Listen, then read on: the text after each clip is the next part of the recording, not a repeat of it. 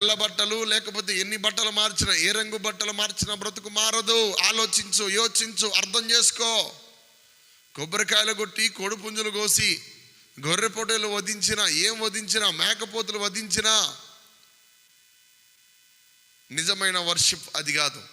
నీ మనసు దేవునితో ఏకమవ్వాలి, నీ హృదయము దేవునితో ఏకమవ్వాలి, నీ మనసు దేవుని మనసుతో దగ్గరగా రావాలి. అప్పుడు మాత్రమే నీ భక్తి విలువైందిగా మార్చబడుతుంది. అగరబత్తి వెలిగించినంత మాత్రాన, కోడి పుంజులు కోసినంత మాత్రాన, కొబ్బరికాయలు కొట్టినంత మాత్రాన నీ బ్రతుకు మారుతుంది అనుకో మాకు. నీ మనసు మారాలి, నీ తీరు మారాలి. నీ మనసు, నీ తీరు మారి నీ హృదయము వినయ విధేయతలలోనికి రావాలి. గర్వమును అహాన్ని విడిచిపెట్టాలి. నీ మనసు దేవుని మనసుకు దగ్గర కావాలి. పిల్లలను కనే వ్యక్తి దేవుడవుతాడా? సంతానాన్ని ఉత్పత్తి చేసే వ్యక్తి దేవుడవుతాడా?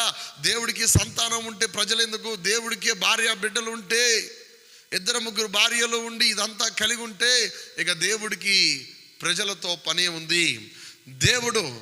దేవుడు ఆయనకంటూ ప్రత్యేకమైన కోరికలు కలిగి శరీరాత్ర నేత్రాశతో జీవించబడితే మనిషికి దేవుడికి పోలికేంటి?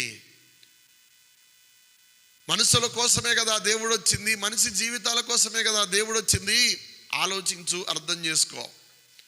లేదంటే జీవితం మారదు, బ్రతుకు మారదు, నరకాన్ని